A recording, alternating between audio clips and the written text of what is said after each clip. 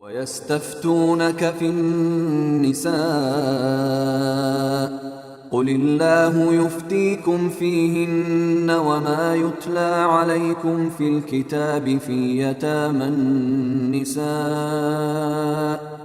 يَتَامَى النِّسَاءِ اللَّاتِي لَا تُؤْتُونَهُنَّ مَا كُتِبَ لَهُنَّ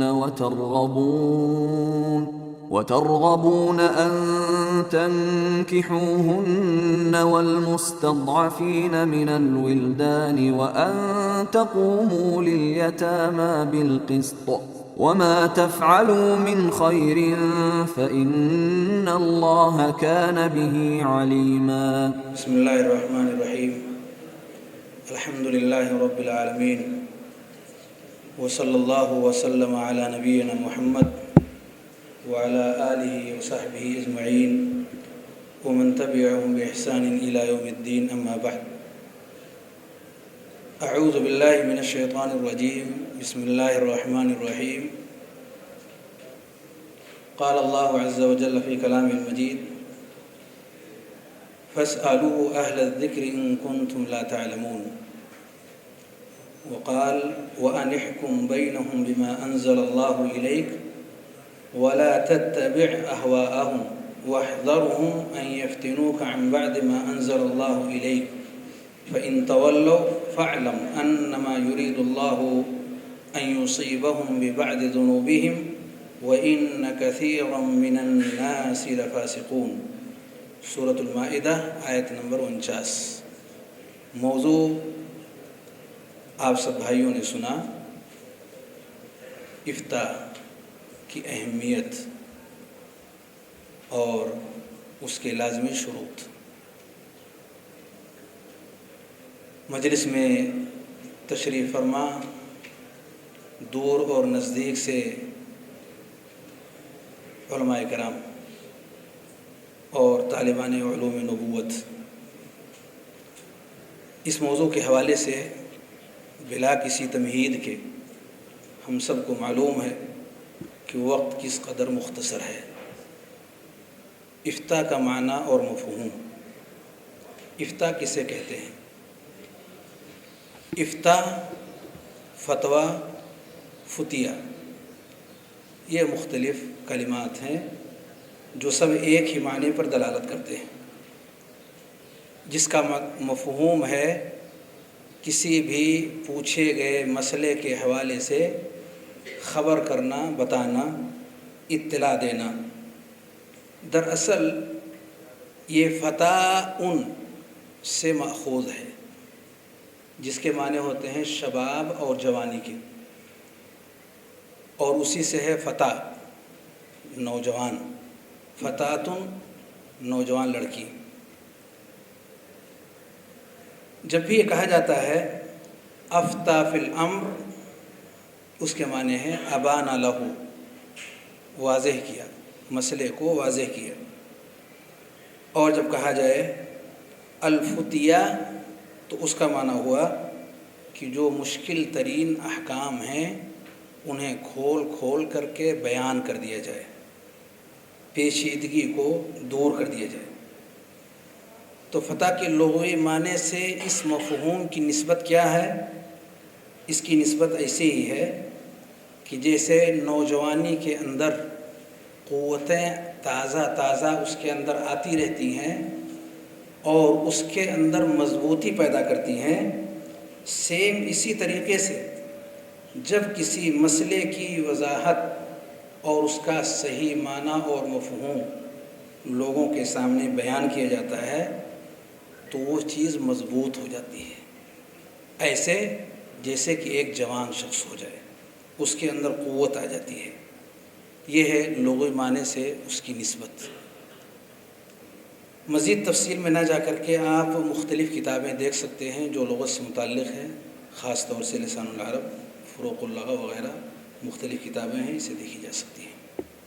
آئیے اس کا جو سب سے اہم ترین ٹاپک ہے اس کا پہلا حصہ ہے اہمیت، افتاء کی اہمیت. ابھی آپ نے سنا افتاء دراصل اللہ رب العالمین کے حوالے سے خبر کرنے کے معنی کے اندر اس کے اندر بولا جاتا ہے، یعنی اللہ رب العالمین سے ڈائریکٹ اس کا رشتہ جڑا ہوا ہے۔ اس کی اہمیت اس اعتبار سے دوگنی اور دو چند ہو جاتی ہے کہ اللہ رب العالمین سے اس کا صلہ جڑا ہوا ہے۔ ہذا حلال و ہذا حرام، آدمی کیا کہتا ہے کہ یہ حلال ہے اور یہ حرام ہے، اور اسی لیے اللہ رب العالمین نے قرآن میں فرمایا وَلَا تَقُولُوا لِمَا تَصِفُ أَلْسِنَتُكُمُ الْكَذِبَ هَذَا حَلَالٌ وَهَذَا حَرَامٌ لِتَفْتَرُوا عَلَى اللَّهِ الْكَذِبَ إِنَّ الَّذِينَ يَفْتَرُونَ عَلَى اللَّهِ الْكَذِبَ لَا يُفْلِحُونَ۔ اور جو آیت کریمہ کچھ دیر پہلے میں نے پڑھی ہے اس کو بھی نگاہ میں رکھتے ہوئے اس کی اہمیت کا آپ اندازہ بخوبی لگائیں۔ ساتھ ہی ساتھ پیارے نبی صلی اللہ علیہ وآلہ وسلم کی عظیم الشان حدیث عبداللہ ابن عمرو بن عاص رضی اللہ تعالیٰ عنہ کی ان اللہ لا يقبض العلم انتزاعا ينتزعه من قلوب العباد ولكنه ينتزعه بقبض العلماء فإذا لم يبق عالما اتخذ الناس رؤوسا جهالا فسئلوا فأفتوا فضلوا وأضلوا۔ صرف قرآن اور احادیث کے واضح اشارات سے اس کی اہمیت واضح نہیں ہوتی، بلکہ سلف صالحین کے بہت سارے اقوال ہیں، اگر ان پر مختصر اور اچھٹتی نگاہ ڈالیں گے تو بہت حد تک یہ مسئلہ اپنی اہمیت کو ہمارے سامنے واضح کرے گا۔ آئیے بطور نمونہ کے دو تین اقوال آپ کے سامنے۔ ابن ابی لیلہ عبد الرحمن ابن ابی لیلہ یہ فرماتے ہیں ادرکت 20 و 100 من اصحاب رسول اللہ صلی اللہ علیہ وسلم یسأل احدهم عن المسئلہ، کسی بھی مسئلے کے بارے میں ان سے جب پوچھا جاتا فیردها هذا الى هذا وهذا الى هذا حتى ترجع الى الاول۔ اس کی اہمیت کو سامنے رکھتے ہوئے ہر آدمی کی خواہش یہ ہوتی ہے اس کا جواب یہ دیتے، یہاں تک کہ گھوم کر کے ان کے پاس وہ چیز آ جاتی۔ دوسرے الفاظ میں ہے ما منهم من احد يحدث بحديث الا ود ان اخاه كفاه اياه ولا يستفتى عن شيء الا ود ان اخاه كفاه الفتيا۔ یہ ان کی دلی تمنا تھی کہ میرے بجائے یہ موضوع میرا کوئی بھائی لے لیتا اور وہ اس کی وضاحت کر دیتا اور میرے اوپر یہ ذمہ داری نہ آتی۔ آخری قول اس کی وضاحت کے طور پر اس کی اہمیت کو جو چیز واضح کر رہی ہے سلف صالحین کے نمونوں میں سے امام شعبی، حسن بصری اور ابو حسین یہ سب تابعین ہیں، کہتے ہیں ان احدکم لیفتی فی المسئلہ، کسی بھی مسئلے کے اندر آپ لوگوں کا فتویٰ دے دینا کس قدر آسان ہوتا ہے۔ آپ ذرا دیکھیں ولو وردت علی عمر ابن الخطاب رضی اللہ تعالی عنہ لجمع لها اہل بدر۔ ہماری پوزیشن اس سے کہیں بھی زیادہ خطرناک ہے۔ یہ تابعین کے زمانے میں یہ خطورت تھی کہ ہم بڑی آسانی کے ساتھ ان مسائل کو زبان پر لاتے ہیں اور اسے فوراً منتقل کر دیتے ہیں۔ کہتے ہیں کہ اگر یہ معاملہ حضرت عمر رضی اللہ تعالیٰ عنہ کے زمانے میں پیش آتا تو اہل بدر کو اکٹھا کر کے ان سے رائے لیتے اور پھر کوئی ایک چیز آگے بڑھاتے۔ دوستو اور بھائیو، اہمیت اس کے علاوہ بھی بہت سارے نصوص ہیں جس سے واضح ہو سکتی ہے۔ آئیے اس کا آخری اور ریڑھ کی ہڈی کی حیثیت رکھنے والا جو حصہ ہے جسے مفتی کے اہم شروط اور وہ بھی لازمی کی قید اس کے اندر موجود ہے۔ 3 باتیں میں آپ کے سامنے رکھوں گا۔ اہل علم نے بہت ساری باتیں لکھی ہیں، خلاصے کے طور پر 3 اہم باتیں آپ کے سامنے پیش کر رہا ہوں۔ 3 صفتیں اگر کسی کے اندر موجود ہیں وہ فتویٰ دینے کا اہل ہے۔ ان تینوں میں سے کوئی ایک اگر نہیں ہے تو فتویٰ دینے کا اہل نہیں ہے۔ کیا ہیں وہ صفات؟ نمبر 1، ان یکون عالما، اور اگر اس کے اندر علم نہیں ہے تو فتویٰ دینے کا اہل نہیں ہے۔ یعنی جاہل کی صفت کیا ہونی چاہیے کہ وہ سائل بنے، سیکھنے کی کوشش کرے، جاننے کی کوشش کرے، یہ اس کی صفت ہونی چاہیے جس کے اندر جہل ہو، جانکاری نہ ہو اس مسئلے اور اس حکم کے تعلق سے۔ امام مالک رحمۃ اللہ علیہ کا سے مروی ہے کہ ربیعۃ الرائے جو ان کے استاد ہیں، ان کے کسی شاگرد نے اپنے استاذ کو روتے ہوئے دیکھا۔ ما یبکیک، آپ رو کیوں رہے ہیں؟ امصیبۃ نزلت، کوئی مصیبت آئی ہوئی ہے؟ فقال ربیعہ، لا، ربیعہ نے کہا نہیں، ولکنہ ابکانی انہ استفتی من لا علم لہ، ایسے انسان سے پوچھا گیا ہے جس کے پاس علم نہیں ہے، وظہر فی الاسلام امر عظیم، اسلام میں بہت ہی عظیم چیز، بڑی خطرناک چیز اسلام میں ظاہر ہوئی ہے۔ المعرفہ والتاریخ، البیان والتحصیل ابن رشد۔ دوستو اور بھائیو، امام غزالی رحمۃ اللہ علیہ کا قول بھی ذرا سنیں، فرماتے ہیں وَلَا يَسْأَلُ الْعَامِّ إِلَّا مَنْ عَرَفَهُ بِالْعِلْمِ، جس کو نہیں معلوم ہے ان سے پوچھے جس کے پاس علم ہے، اور کیا ہے؟ وَالْعَدَالَةِ، اور اس کے پاس عدالت ہے، قابل اعتماد ہے۔ اما من عرفه بالجهل فلا يسأله وفاقا اے اجماعا، مستصفی غزالی۔ یعنی ایسے شخص سے یہ اجماع ہے کہ ایسے شخص سے سوال نہیں کر سکتا۔ سیم یہی بات امام رازی نے بھی اپنی کتاب المحصول کے اندر لکھی ہے، واتفقوا انه لا يجوز للعام ان يسأل من يظنه غیر عالم ولا متدین، دونوں صفت۔ جاہل سے مراد کیا ہے؟ جاہل کا کلمہ بہت عام ہے، لیکن مراد کیا ہے اس سے؟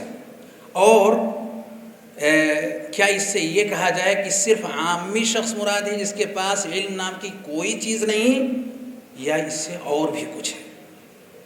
عامی تو ہے ہی، اسی طریقے سے شریعت کے علوم سے متعلق جس کا علم ضعیف اور کمزور ہے، معلومات کے اندر کمزوری ہے، اور اسی طریقے سے آدمی کے پاس ٹھوس اور مضبوط علم تو ہے، شرعی بہت ساری معلومات تو ہیں، لیکن اس کی یہ معلومات اسے اس درجے تک نہیں پہنچاتی کہ اس کے مسائل میں ثواب اور درستگی کا پہلو بھاری ہو جائے اور خطا اور غلطیوں کا پہلو دب جائے، کم ہو جائے۔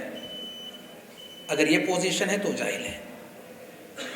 یعنی جس کے اندر یہ صفت پائی جائے کہ درست اور ثواب کا پہلو جس کا کم ہو، خطا اور غلطیوں کا پہلو بڑھ جائے، زیادہ ہو جائے، تو وہ شخص اس اصطلاح کی روشنی میں جاہل ہوگا، یعنی اس لائق نہیں ہوگا کہ وہ فتویٰ دے۔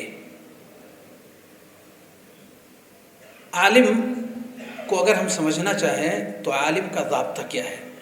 کیا اس کا مطلب یہ ہے کہ جو کبھی غلطی نہ کرے؟ کیونکہ عصمت صرف انبیاء کے لیے ہے، ایسا نہیں ہو سکتا کہ عالم ہے اس کا معنی یہ ہے کہ غلطی نہ ہو۔ اور اسی طریقے سے وہ لوگ جن کے یہاں غلطیاں تو ہیں لیکن ان کے فتاووں کے اندر، ان کے اقوال اور احکام کے اندر درستگی کا پہلو، ثواب کا پہلو یہ بڑھا ہوا ہے، اور غلطیوں کا پہلو یہ کم ہے یا نادر ہے۔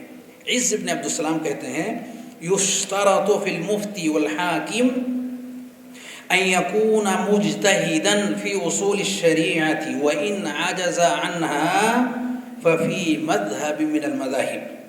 فإن عجز عنه فله أن يفتي بما يتحققه ولا يشك فيه وما يبرح عن ذلك فإن كان خطأه بعيدا نادرا جاز له الفتوى والحكم وإلا فلا. تین باتیں انہوں نے کہیں. تیسرا جو ہمارا اپنا اصل موضوع ہے آج کے حوالے سے کہ ہمارے پاس جو بھی معلومات ہوں شک کے دائرے سے الگ ہوں, علم میں مضبوطی ہو, کمزوری کا پہلو نہ ہو, غلطیاں برائے نام اگر ہیں تو وہ شخص اس لائق ہے کہ اس سے مسائل پوچھے جا سکتے ہیں, وہ شخص عالم کہا جا سکتا ہے. بالاختصار یہ پہلی صفت ہے. اس پہلی صفت کا پایا جانا تمام مفتیان کے اندر ضروری ہے. دوسری صفت ان یکون عادلا, ان یکون عادلا کہ عدل پر قائم ہو, ثقہ ہو, قابل اعتماد ہو. غیر عادل نہ ہو, ضعیف التدین نہ ہو, اس کی دینداری کے اندر ضعف اور کمزوری نہ پائی جائے. اگر یہ چیز پائی گئی تو شریعت کی زبان میں ایسے شخص کو فاسق کہا جاتا ہے. ایسا کیوں یہ شرط لگایا گیا؟ کیونکہ جس شخص کے اندر یہ صفات پائی جاتی ہوں, جس شخص کے اندر یہ صفات پائی جاتی ہوں, خطرہ ہے کہ فتوے کے اندر حظوظ نفس داخل ہو جائے ضعف تدین کی بنیاد پر. اس لیے حق کا پہلو دب جائے اور خواہشات کا پہلو, جو پہلی آیت کریمہ میں نے پڑھی تھی, وہ چیز لوگوں کے سامنے کھل کر کے آ جائے گی. امام خطیب بغدادی فرماتے ہیں ان علماء المسلمین لم يختلفوا في ان الفاسق غیر مقبول الفتوى في احکام الدین وان كان بصیرا بها. یہ نقطہ جو بطور شرط کے ہے, وان كان بصیرا بها, گرچہ علم کا چوٹی ہو, علم کے میدان میں چوٹی کی حیثیت رکھتی ہو, یعنی بہت حد تک مضبوط علم والا ہو, لیکن اگر ضعف تدین ہے تو وہ شخص تفسیق کا ضابط کیا ہے, وقت سمٹ گیا ہے, اس لیے اس پوائنٹ کو ذکر نہیں کیا جا سکتا. کس بنیاد پر کس کو فاسق کہا جا سکتا ہے؟ کیا ہر معصیت کا صادر ہو جانا فسق ہے؟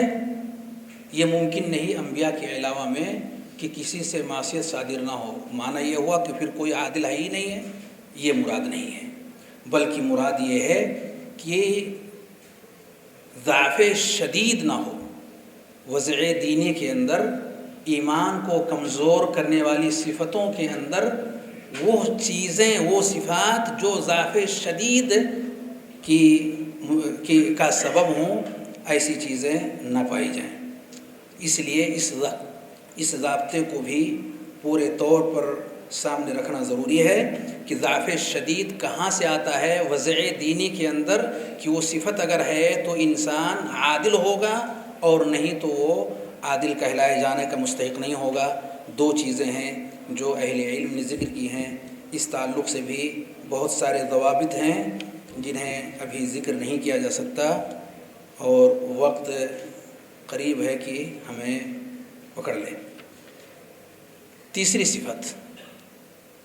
صفت جو ہمارے اندر پائی جانی چاہیے اور ضروری ہے اور بہت اہم صفت ہے, ان یکون له منہج کلی فی الاستدلال او الاستنباط یوافق منہج السلف. یوافق منہج السلف, منہج کلی فی الاستدلال والاستنباط موافق علی منہج السلف الصالح. لیکن اگر یہ منہج نہیں ہے اس کے یہاں تو ایسا شخص فتوے کا مستحق نہیں ہے. شرط ایک ہے, ایک شرط کے ساتھ یہ ہے کہ اس کا یہ منہج کلی اس طور پر اسے صحیح احکام سے نکال کر غلط احکام پر لے جا کر کے کھڑا کرے, اخطاء اور غلطیوں کو لانے کا سبب بن جائے یہ منہج باطل, کہ اس کی احکام کے اندر اخطاء کی بھرمار ہو, کثرت ہو. اور ثواب دب جائے، یہ پائے جانا ضروری ہے، یہ شرط کا پائے جانا ضروری ہے۔ یعنی نادراً اگر اس کی بنیاد پر کوئی غلطی ہوئی ہے یا قلت ہے اگر اس کی ان غلطیوں کے اندر جو اس شرط کے نہ پائے جانے کی وجہ سے ہے، تو وہ اس منصب پر برقرار رہ سکتا ہے۔ دوستو اور بھائیو، اس تعلق سے کچھ اہم ضوابط ہیں جن کا سامنے رکھنا بہت ضروری ہے۔ کیا تمام خلافات منہجیہ یہ اس لائق ہیں کہ وہ اگر موجود ہیں تو جس کے اندر پائی جائیں وہ منصب افتاء سے کوسوں دور ہوگا، یا کیا وہ ضوابط ہیں جن کو سامنے رکھا جائے اگر وہ پائی جائیں تو اس ضابطے سے ہٹ کر کے بھی وہ اس لائق ہوگا کہ اس سے اس منصب کے اندر کام لیا جا سکتا ہو؟ ایسا نہیں ہے کہ جس کے اندر بھی یہ کمی اور غلطی آئی ہوئی ہے وہ پورے طور پر وہ اس سے ہٹا ہوا ہے۔ آئیے ایک دو مثالیں مختصر میں لے کر کے اس کو واضح کر دیتا ہوں۔ وہ لوگ جو قیاس کا انکار کرتے ہیں یا احکام کے اندر علت کا اقرار نہیں کرتے، مقاصد کا انکار کرتے ہیں، اسی طریقے سے اجماع سکوتی کو کوئی حیثیت نہیں دیتے، وغیرہ وغیرہ، یہ منہج سلف سے ہٹا ہوا منہج ہے۔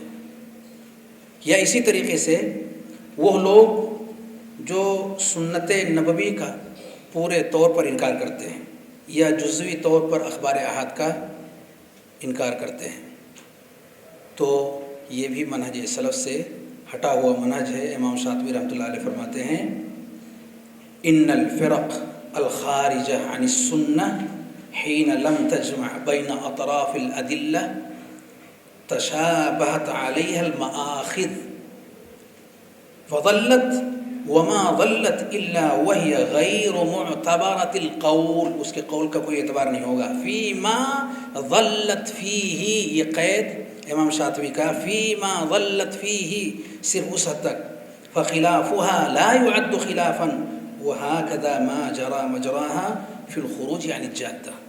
دوستو اور بھائیو، یہ ضوابط کی گفتگو ہے، اور اس طرح سے جلد بازی میں ساری باتیں آپ کے سامنے نہیں آ سکتی۔ مختصراً یہ کہ یہ چیزیں اگر ہمارے یہاں موجود ہیں، یہ صفات ہمارے یہاں اگر موجود ہیں تو الحمدللہ ایسے لوگ منصب افتاء کے مستحق ہیں، اور اگر اس سے دور ہیں تو جس قدر دوری ہوگی اسی قدر اس منصب سے وہ دور رہیں گے۔ اللہ رب العالمین ہمیں علم کے راستے پر صحیح منہج کے ساتھ، عدل و انصاف کے ساتھ اس راستے پر چلنے کی توفیق عطا فرمائے۔ وآخر دعوانا الحمدللہ رب العالمین، صلی اللہ علیہ وسلم علی نبینا محمد۔ السلام علیکم۔